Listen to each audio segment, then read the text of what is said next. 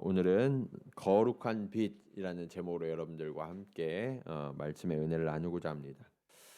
제가 몇 년 전에 스리랑카에 우리 단기 선교팀을 이끌고 선교 사역을 간 적이 있어요. 그 일정 중에 그 밀림에 있는 가정들을 방문하는 일정이 있었거든요. 밀림에 있는 그 교우들의 가정에 가보니까 요즘에도 이런 분들이 계신가 할 정도로 이 나무와 풀을 엮어서 집을 만들어 살고 계시더라고요.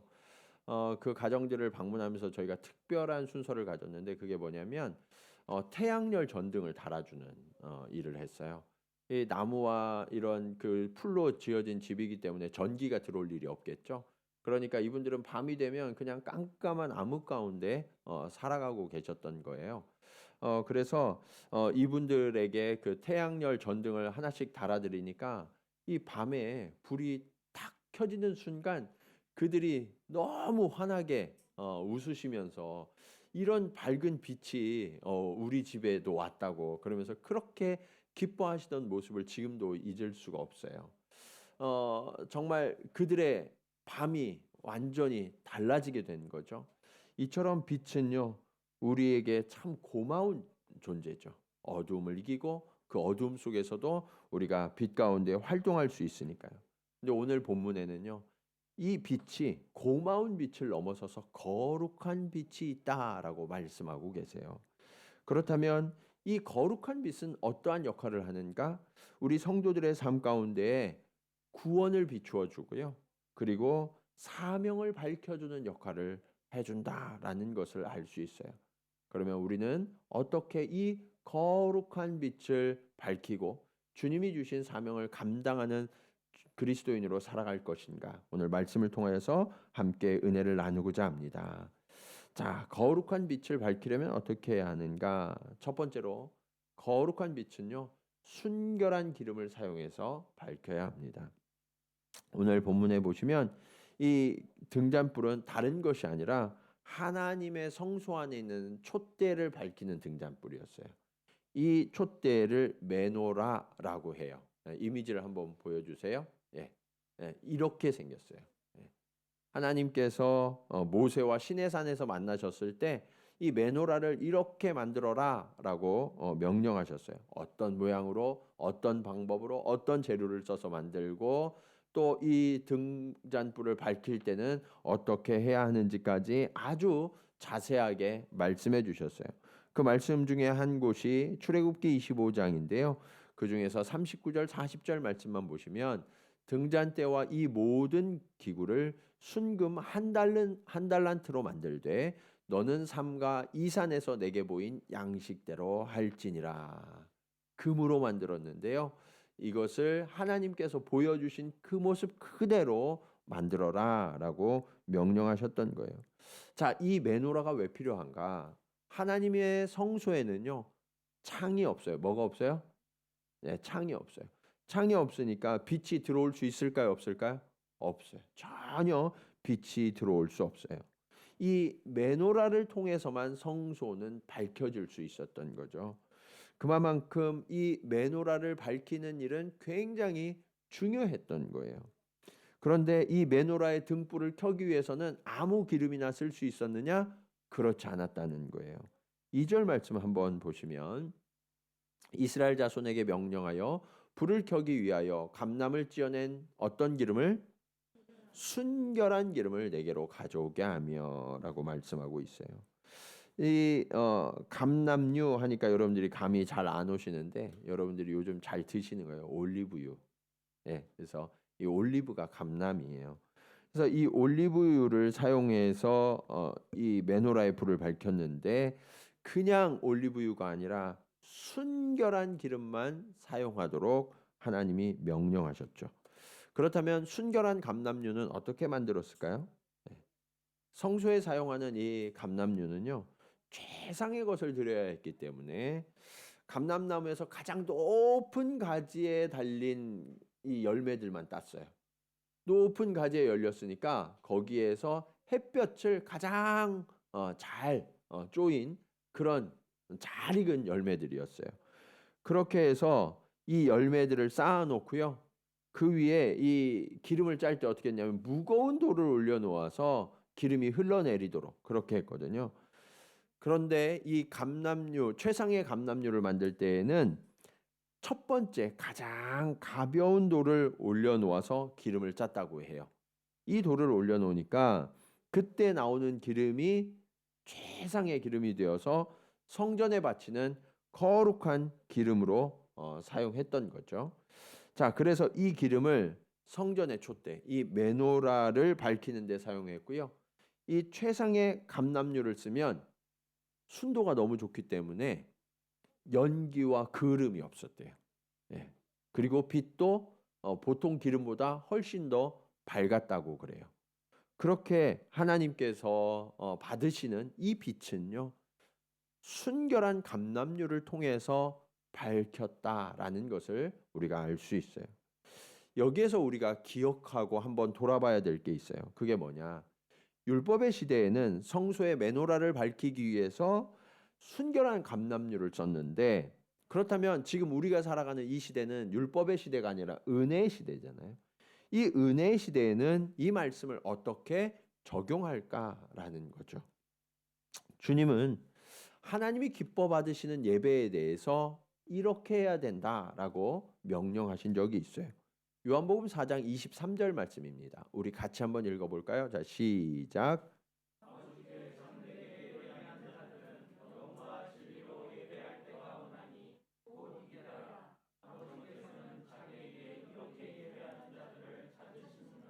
아멘. 자, 무엇으로 예배하라고요?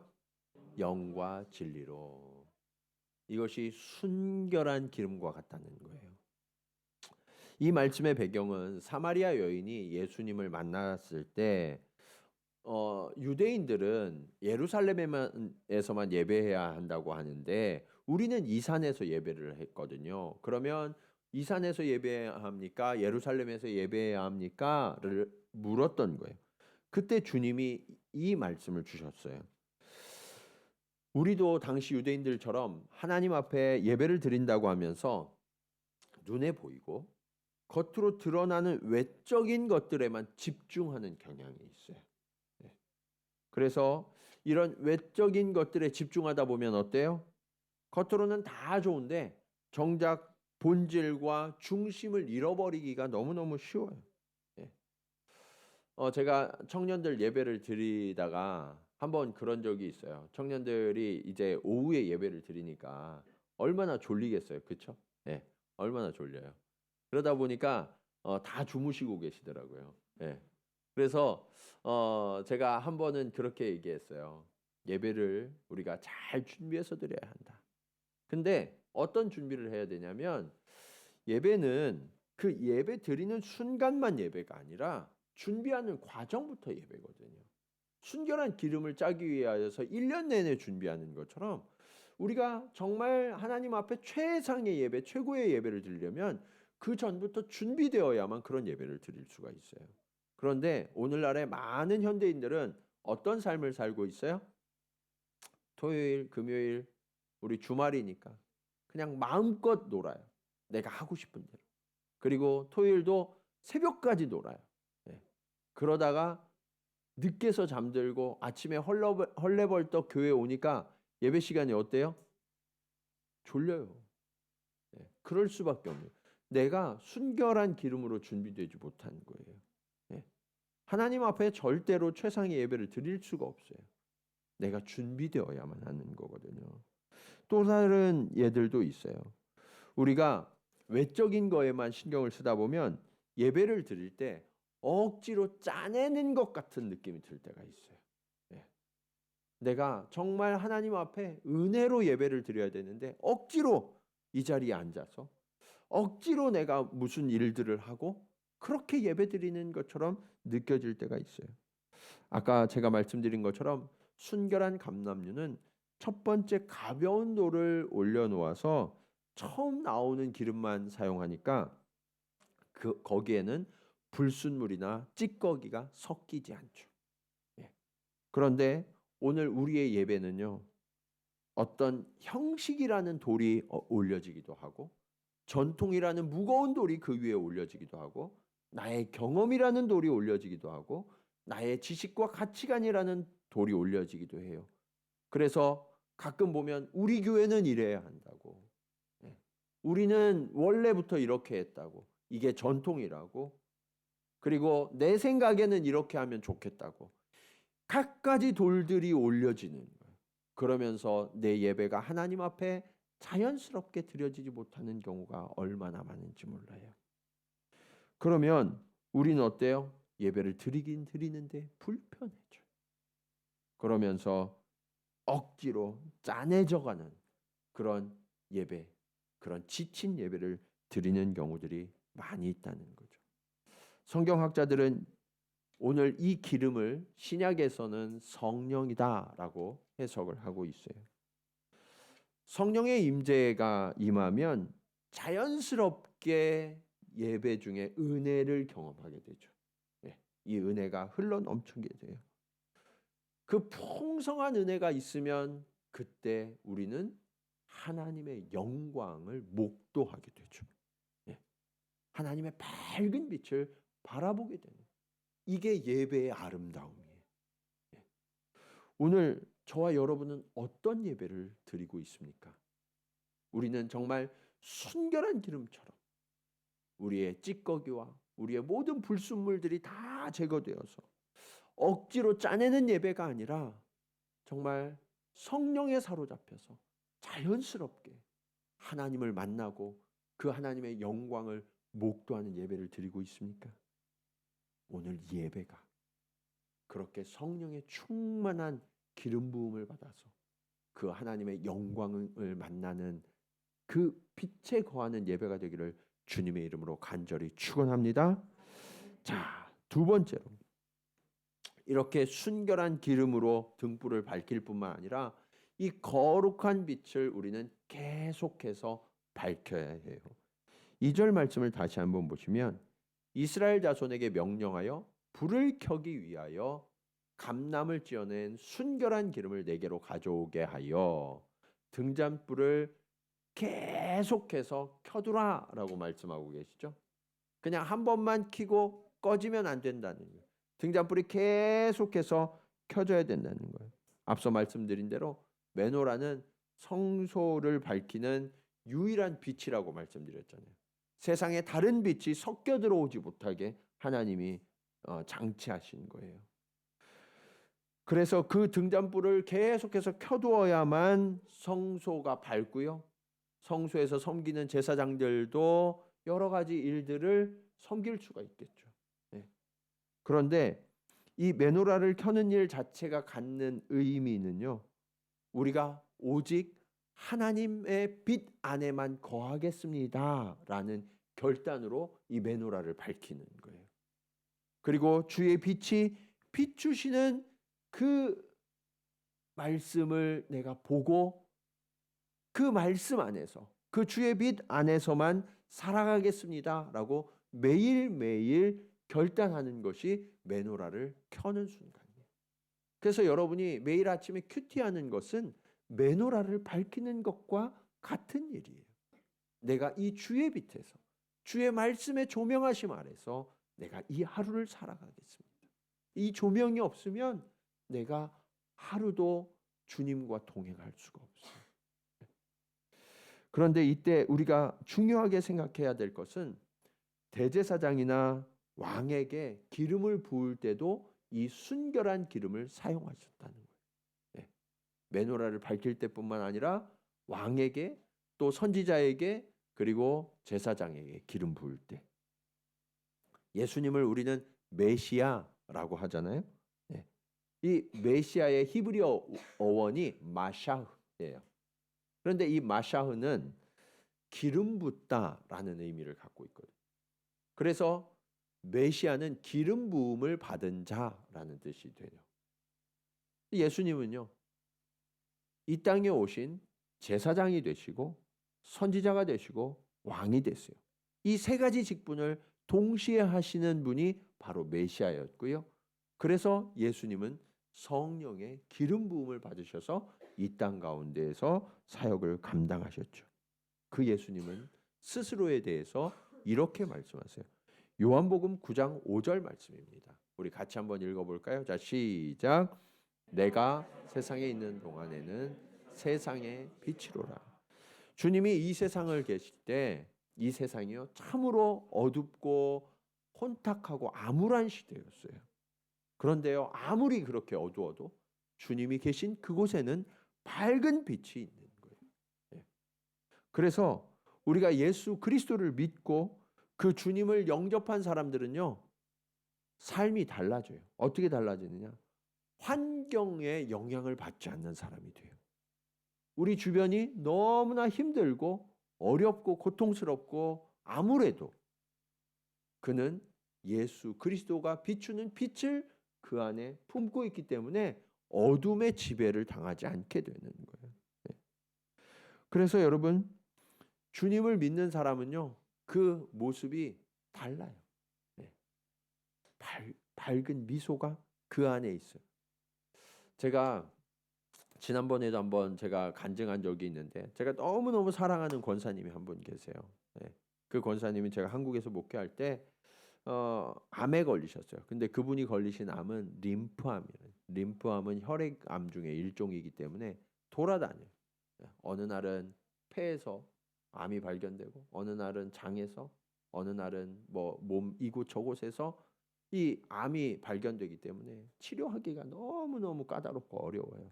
네. 치료하는 과정이 정말 고통스럽거든요.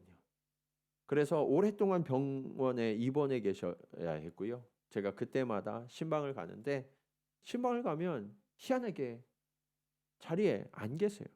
갈 때마다 안 계세요. 그래서 제가 간호사들에게 여쭤봐요. 여기 환자분 어디 가셨어요? 그럼 막 웃어요. 그분은 우리도 몰라요. 한국은 병실이 이 암 환자들만 따로 이렇게 쭉 있는 이런 병동이 있어요. 한 2개층, 3개층이 요즘 암 환자가 많아서 이 암 병동으로 되어 있거든요. 근데 이 권사님이 내가 암을 알아보니까 이 암 환자들의 마음이 그 고통이 얼마나 큰지를 누구보다도 절실하게 느끼시게 된 거예요. 그런데 이 암 환자들은 두려움과 공포가 있잖아요. 이 두려움과 공포 속에서 사로잡혀 있는 이 영혼들을 예수 그리스도께로 인도해서 그들에게 정말 소망을 심어주고 싶다. 하나님이 그래서 나에게 이 암을 앓게 하셨다라는 것을 깨닫게 된 거예요. 그래서 병원에 입원할 때마다 이분이 뭘 하시냐? 일어날 수만 있으면 옆에 환자들을 찾아다니면서 전도하기 시작하는 거예요. 그런데요, 놀라운 일은요. 이 권사님이 전도하면요. 사람들이 금방금방 주님을 만나고 돌아와요. 어떻게 이런 일이 있을까? 보니까요. 이 권사님 항상 웃으시거든요. 그 환자들 중에 가장 고통스러운 치료를 받고 있어요. 가장 심하고요. 가장 치료하기 어렵고. 그래서 가장 절망적인데 이 권사님은 늘 웃고 계세요. 그리고 늘 감사해요. 그러니까 환자들이 볼 때 궁금한 거예요. 어떻게 저렇게 어려운 상황 가운데 저분은 저렇게 늘 웃고 계실까? 저분의 마음속에 무엇이 담겨 있는가? 그 기쁨을 나도 소유하고 싶다. 그러니까요. 그 권사님이 전도하면 나도 그 예수님 믿고 싶다고. 그래서 그분 제가 신방하러 가면 저도 따라다니면서 전도하고요. 저도 따라다니면서 그 환자들 위해서 기도해 줬어요. 근데 그 기도를 드리는 순간 환자들의 얼굴이 변해요. 짙게 드리웠던 그 어둠이 떠나가고요. 빛이 임하기 시작하는 것을 제가 뚜렷이 목격했거든요. 이게 예수가 그 안에 담긴 사람에게 나타나는 증거예요. 내가 아무리 힘들고 어려워도 예수님이 주시는 소망이 그 안에 있거든요. 지금 당장은 그것이 변하지 않을 수 있어요. 그러나 그 예수님이 비추시면 그 어둠이 물러가고요. 그 예수님이 일하시면 그 모든 문제들이 해결된다는 그 소망이 있기 때문에 믿는 자는 믿지 않는 자들과 구별될 수 있는 거죠. 여러분, 세상의 그 어떤 것도 이 예수의 빛을 대신할 수 없어요. 여러분에게 질문하고 싶어요. 오늘 여러분의 중심에는 예수 그리스도의 이 말씀과 소망이 활활 타오르고 있습니까? 이 불꽃이 타올라야 돼요. 이 등불이 꺼지시면 안 돼요. 항상 이 등불을 켜두세요. 그러면 어둠이 결코 저와 여러분을 뒤덮을 수가 없게 되는 거예요. 우리의 열정, 우리의 헌신으로는 이 일이 일어나지 않아요. 빛이신 주의 말씀을 날마다 묵상하고 그 등불을 켤 때, 그때 비로소 위로부터 성령의 기름 부으심이 일어나게 되고, 그리고 그 흘러넘치는 기름 부으심에 그 불이 붙어서 끊임없이 타오르는 선순환이 우리 삶 가운데 일어나게 되는 거예요. 그리고 주님은 이 세상에 거하시는 동안 내가 세상의 빛이다 라고 말씀하셨기 때문에 이 세상을 떠나시는 순간에 대비하셔서 제자들에게 이렇게 말씀하셨어요. 마태복음 5장 14절 말씀입니다. 같이 한번 읽겠습니다. 시작.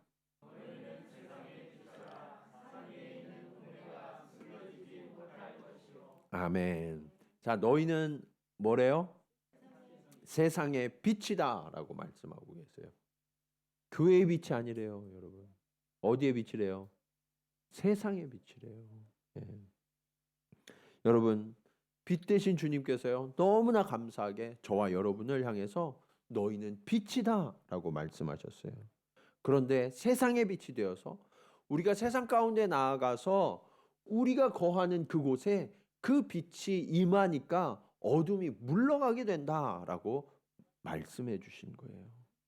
그래서 여러분, 저와 여러분은요, 성소의 불을 밝히는 대신 세상의 빛이 되어서 세상을 밝혀야 돼요. 이것이 그리스도인들의 사명인 거예요. 지금 저와 여러분의 삶의 자리에서 가장 어두운 곳은 어디입니까? 그 어두운 곳은 어쩌면 우리의 생각과 경험, 우리의 지식, 우리의 이성이 지배하는 공간일 수 있어요. 아, 이건 이럴 수밖에 없어. 이거는 하나님이 오셔도 안 돼. 그런 영역들이 남아있지 않습니까? 세상의 법칙과 욕망의 원리가 여전히 지배하고 있는 그런 공간이 있다면, 그리고 사람들의 말 때문에 내가 좌절하고 낙심해서 더 이상 가능성이 없다고 포기하는 그런 순간이 있다면, 그곳이 바로 가장 어두운 곳이 될 수 있어요. 그러나 주님은 그곳에 빛을 밝히라라고 명령하세요. 그리고 그 빛을 밝히기 위하여 오늘 저와 여러분에게 너희는 세상의 빛이라라고 말씀하셔서 세상 가운데로 파송하신 거예요. 여러분이 살아가는 그 삶의 자리를 한번 돌아보세요. 우리 가정에 문제가 있을 수 있어요. 우리의 아이가 다니는 학교에 문제가 있을 수 있어요. 그리고 우리 직장에 문제가 있을 수 있어요. 내 가정에 문제가 있을 수 있어요. 그러나 하나님이 그곳에 저와 여러분을 파송하셨습니다. 그리고 너희는 세상의 빛이라 라고 명령하셨어요. 나의 빛을 밝히지 마시고 주의 빛을 그곳에 비추시기 바랍니다. 그러면 그 어둠이 물러가고 주의 빛이 반드시 임하게 될 거예요. 그것을 믿음으로 선포하셔야 돼요. 오늘 여러분들이 댁으로 돌아가시고 또 이번 주에 여러분이 일터로 돌아가시면 그곳에서 선포하시기 바랍니다. 이곳에 주의 빛이 비칠지어다. 여러분이 선포하는 그곳에, 그리고 여러분이 믿음으로 담대하게 살아가는 그곳에 주의 빛이 비추어지고 그 불이 꺼지지 않아서 날마다 그 어둠을 이기는 능력이 나타나게 되실 줄로 믿습니다. 자, 마지막으로 이 빛은요, 순결한 기름을 넣어야 하고 그리고 항상 비추어져야 하는데, 그러려면 조건이 하나 있어요. 그게 뭐냐? 항상 무엇이 되어야 해요? 정리가 되어야 돼요. 정리가 되어야 돼요. 네. 사람들은요, 거룩이라고 하면 그냥 깨끗한 것, 순결한 것, 그 정도로만 생각해요. 그런데 어떻게 깨끗할까? 어떻게 순결을 유지하고 거룩을 유지할까? 하는 거에 대해서 우리가 더 큰 관심을 가지셔야 돼요. 예. 근데 오늘 말씀에는요, 이 거룩한 빛을 유지하는데 노력이 필요하다는 거예요. 어떤 노력이 필요한가? 3절 말씀 한번 보실까요? 아론은 회막안 증거궤 휘장 밖에서 저녁부터 아침까지 여호와 앞에 항상 등잔불을 뭐 할지니 정리할지니 이는 너희 대대로 지킬 영원한 규례라. 등잔불을 정리해야 된다. 그래야 거룩한 빛이 유지된대요, 여러분. 뿐만 아니라 이것을 영원한 규례로 삼아서 대대로 이것을 지켜 행해야 된다라고 말씀하고 있어요. 어떤 분들은 신앙생활을 하시면서 이거 은혜로 하는 거니까 거기까지만 생각하시는 분들이 있어요. 아니요.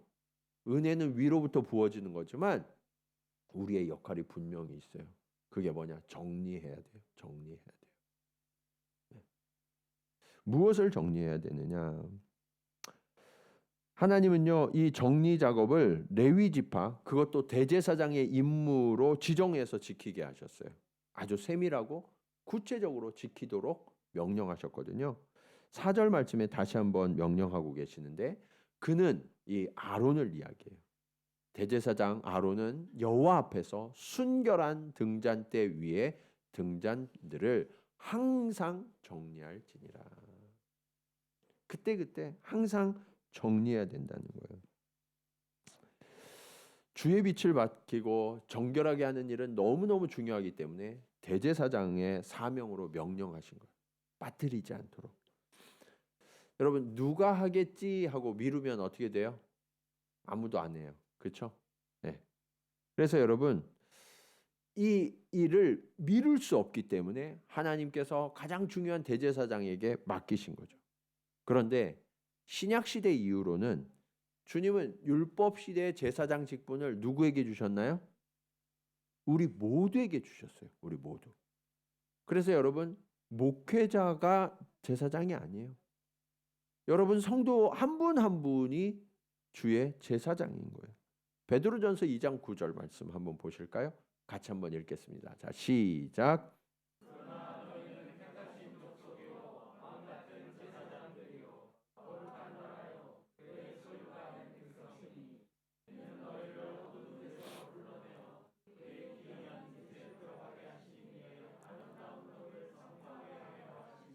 아멘. 자, 이 말씀에 보시면 우리를 어두운 데서 불러내셨대잖아요. 우리는 원래 어둠에 속한 자들이었다는 거예요. 그런데 거기서 불러내서 그의 기이한 빛, 영원한 불멸의 빛에 들어가게 하신 거죠. 예. 해도 달도 별도 필요 없는 그 빛 안에 거하게 하신 거예요. 그래서 뭐 하냐? 아름다운 덕을 선포해야 돼요. 그런데 그 일을 하려고 그러면 어떻게 해야 되냐? 우리가 제사장이잖아요. 제사장으로서 정리를 해야 돼요. 정리를. 예. 그러니까 정리하는 건 특별한 몇 사람의 몫이 아니라 우리 모두의 몫이에요. 신앙생활은 추상적인 생각, 그냥 단순한 이론이 아니에요, 여러분. 신앙은요, 저와 여러분의 전부예요. 네. 그래서 여러분, 신앙생활을 주일로만 국한시키는 것은 말도 안 되는 일이에요.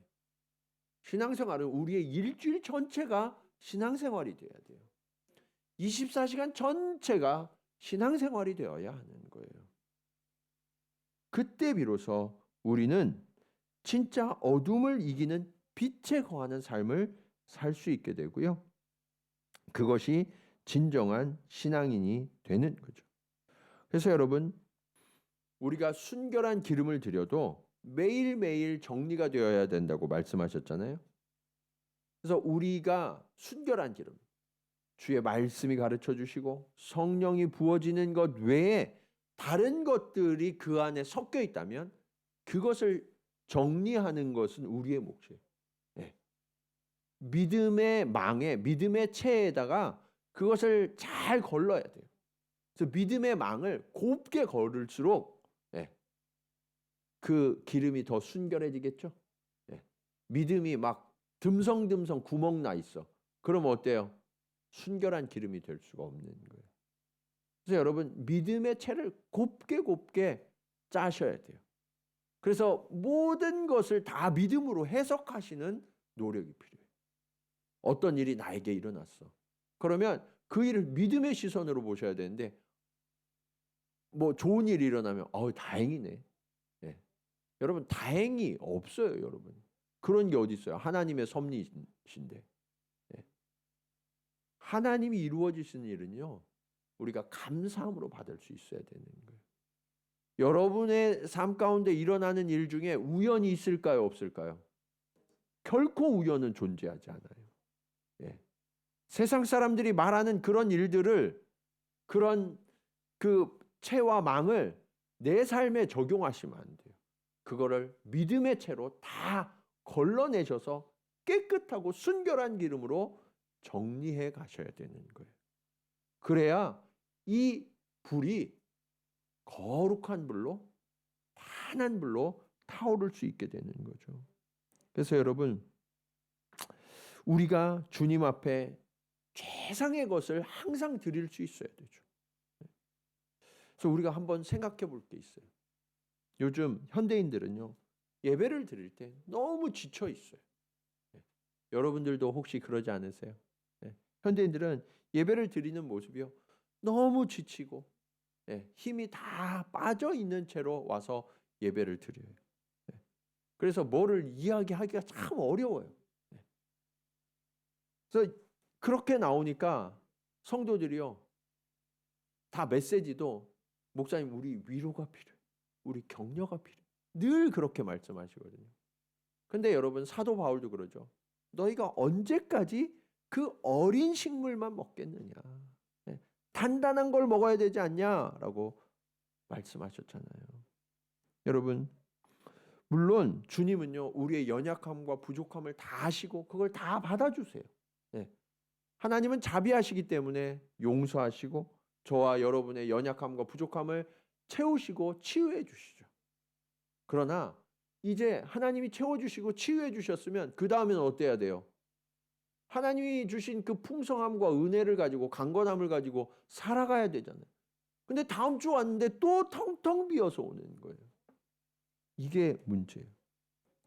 이게 반복되다 보니까 이게 당연한 권리가 돼요. 성도의 권리. 그리고 늘 하나님 앞에 요구하는 거예요. 하나님 이거 주셔야 돼요. 이거 채워주셔야 돼요. 이렇게 해주셔야 돼요. 날마다 요구하는 신앙인들로만 가득 차요. 여러분 요구하는 아이들끼리 붙여놓으면 어때요? 나 먼저 주세요. 나 먼저 주세요. 그러면서 줘도 싸워요. 그렇죠? 이게 오늘날 교회의 문제예요. 세상에서 늘 최선을 다해요. 여러분 세상에서 최선 다하세요? 안 하세요? 최선 다하시잖아요. 정말 피눈물 흘려가면서 최선을 다하시잖아요. 그런데 거기에 힘을 다 쏟아요. 탈진하고 소진되어서 교회 와서는 항상 지쳐 있어요. 날 채워주세요. 나 공급해 주세요. 이 모습만 있다면 여러분 우리의 예배는요 세상에서 좋은 거 다 드리고 남은 찌꺼기만 가지고 와서 하나님 앞에 예배드리는 거예요. 우리의 모습이 찌꺼기와 같은 모습이 아닙니까? 그러면 어때요? 이 찌꺼기가 가득하면요 그 기름은요 태우는 순간 그름이 가득해요. 연기만 나는 거예요. 그래서 오늘날의 예배 장소들이 그름만 막 일어나요. 연기만 가득해요. 불이 타올라야 되는데 불이 타오르지 않아요. 어떻게 성소의 영광을 우리가 바라볼 수 있겠습니까?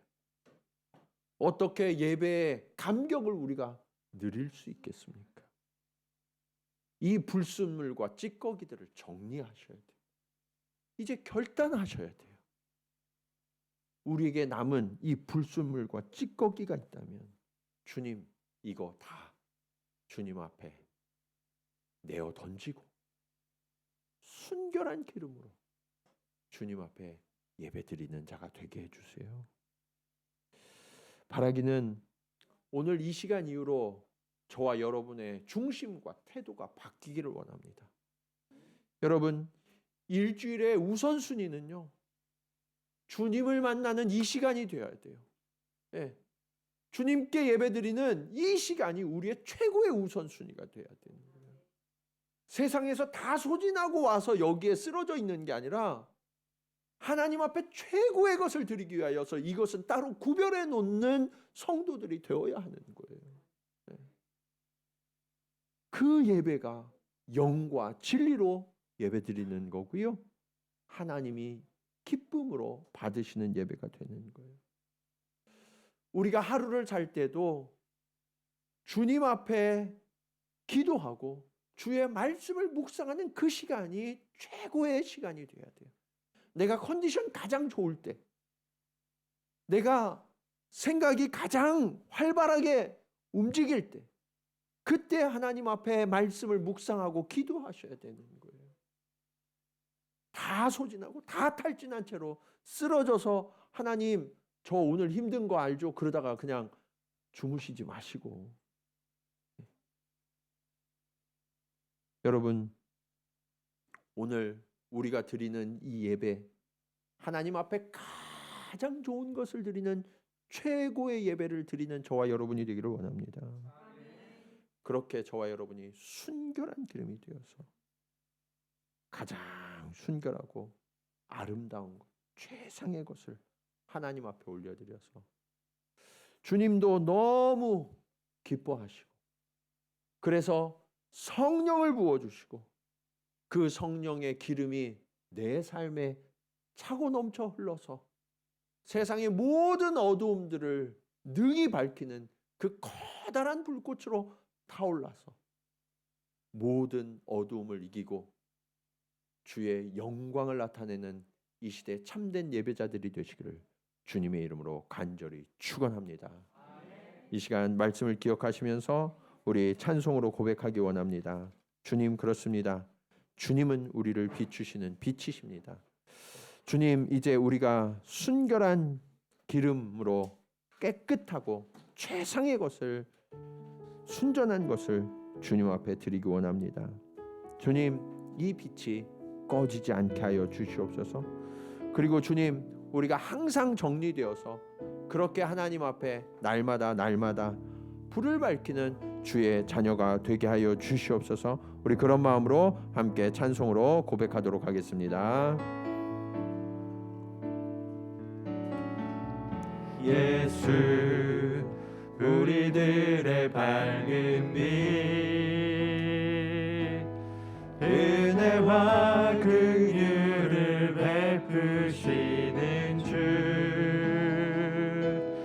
그의 길을 따라가는 주의 자녀들에게 항상 밝은 빛을 비추시네.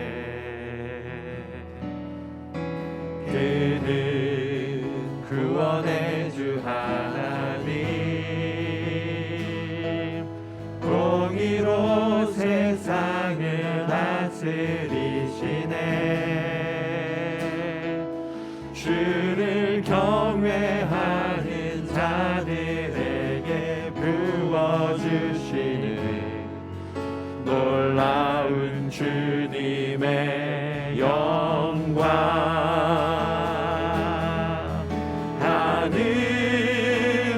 하늘에서 찬란하게 빛나는 주의 영광 이 땅에 오셨네. 어둠을 밝히고 새 생명 주시네. 영원히 빛나는 나의 예수님, 높이 영광과 찬양 받으실 그 이름 경배합니다. 슬픔을 거두고 내게 자유 주시네. 기쁨의 노래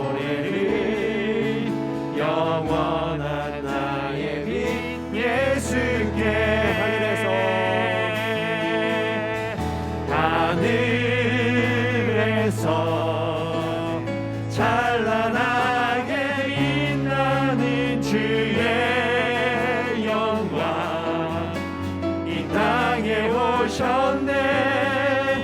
어둠을 밝히고 새 생명 주시네. 영원히 빛나는 나의 예수님 높이 영광과 찬양 받으실 그 이름 경배합니다. 슬픔을 거두고 내게 자유 주시네. 기쁨의 노래를 영원한 나의 빛 예수께. 그렇습니다. 주님은 거룩한 빛이 되십니다. 그리고 그 빛을 우리에게 비추어 주시는 분이십니다. 주님, 오늘 내 삶이 정리되기를 원합니다. 주님, 그렇게 성령으로 달구어져서 아버지 하나님 믿음의 거룩망에 아버지 하나님 정리되어서 순결한 기름을 주님 앞에 올려드려서 주님, 세상이 감당할 수 없는 그런 어둠을 이기는 빛을 비추는 주의 자녀들 되게 하여 주시옵소서. 주님, 내 삶에 이 어둠을 이기는 빛이 날마다 타오르기를 원합니다. 특별히 주님, 우리 삶 가운데 가장 어둡고 가장 음습한 그곳에 주의 빛이 비추어지게 하여 주시옵소서. 그래서 주님, 이 어둠을 이기는 주의 능력이 우리의 가정에, 우리의 산업에, 우리 자녀들 위에, 우리의 관계 위에 주님 임하도록 주여 역사하여 주시옵소서. 우리 간절한 마음으로 함께 기도드리시겠습니다. 할렐루야. 아버지 하나님, 오늘 성령의 능력으로 아버지 하나님 우리의 빛을 비추어 주시니 감사합니다.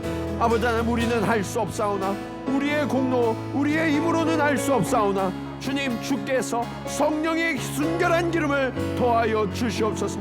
그리고 주님, 이 빛을 날마다 아버지 하나님 비추는 주의 거룩한 제사장들이 되어서 아버지 하나님, 이제는 내 힘과 내 의지와 아버지 하나님 내 뜻을 따라 살아가는 삶을 내려놓고 아버지 하나님 주님이 비추시는 아버지 하나님 그 말씀의 빛에 조명하여서 날마다 아버지 하나님이 이끄시는 대로 주님이 원하시는 삶을 살아갈 수 있도록 주님 인도하여 주시옵소서. 아버지 하나님, 오늘 우리 가운데 정리되지 못한 영역들이 있다면 아버지 하나님 그 모든 것들을 내려놓기 원합니다. 주님보다 더 사랑하는 것, 주님보다 더 우선하는 것들이 있다면 아버지 하나님 그 모든 것들 남김없이 다 내어 던지게 하시고 그렇게 깨끗한 기름이 되어서 아버지 하나님 주의 영광의 빛을 밝히며 아버지 하나님 그 빛을 우리의 삶의 모든 곳에 타오르도록 주님, 그렇게 내가 하나님 앞에 영과 진리로 예배하는 자들 되게 하여 주시옵소서. 주님, 우리의 매일이 예배가 되기를 원합니다. 우리의 삶이 예배가 되기를 원합니다. 그렇게 좌정하여 주시고 임재하시고 말씀하여 주시옵소서.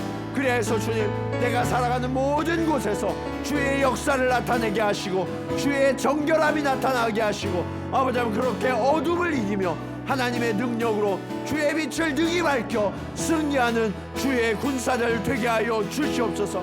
아버지 하나님, 우리가 살아가는 모든 삶의 자리 가운데 어둠이 임하고 있다면, 절망이 임하고 있다면, 낙심과 두려움이 임하고 있다면 아버지 하나님 이제는 주의 빛에 아버지 하나님 소망 안에 거하게 하여 주시옵소서.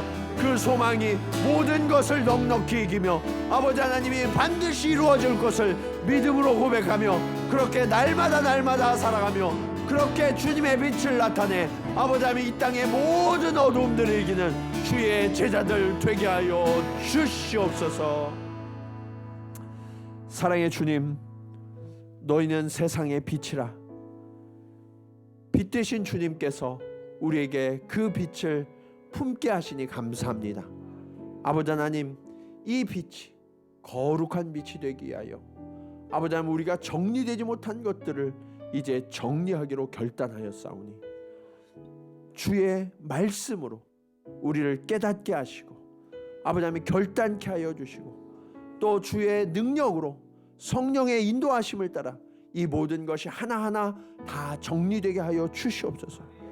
그래서 주님, 우리의 매일이 하나님 앞에 드려지는 최상의 제물 되게 하시고 하나님이 기뻐 받으시는 삶이 되게 하여 주셔서 그렇게 주님, 우리를 보내신 그곳이 어디든, 우리의 가정이든 우리의 일터든 우리의 학교든 우리의 관계든 우리의 교회든 그곳에서 주의 영광의 빛을 자랑하며 하나님께로 나와 구원의 역사가 어떠한지를 우리 삶으로 나타내며 그렇게 하나님의 나라를 증거하는 빛의 자녀들 되게 하여 주시옵소서. 이제는 빛 대신 예수 그리스도의 은혜와 아버지 하나님의 크신 사랑하심과 성령님의 감화감동 교통하심이 오늘 주님이 명령하신 대로 세상의 빛이 되어 그 모든 어두움을 이기기로 결단하며 나아가는 사랑하는 성도들의 걸음걸음 위에 이제로부터 영원토록 함께 하시기를 간절히 축원하옵나이다. 아멘.